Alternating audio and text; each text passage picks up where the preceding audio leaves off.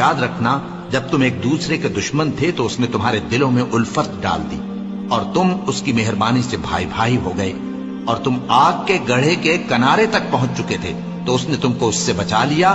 اس طرح اللہ تم کو اپنی آیتیں کھول کھول کر سناتا ہے تاکہ تم راہ راست پر رہو۔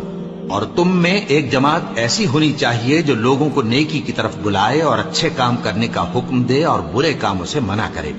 یہی لوگ ہیں جو کامیاب ہیں، اور ان لوگوں کی طرح نہ ہونا جو متفرق ہو گئے اور صاف احکام آنے کے بعد ایک دوسرے سے اختلاف کرنے لگے۔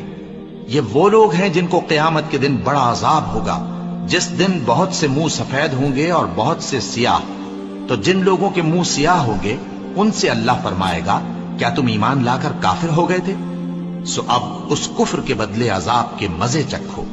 اور جن لوگوں کے منہ سفید ہوں گے وہ اللہ کی رحمت کے باغوں میں ہوں گے اور ان میں ہمیشہ رہیں گے۔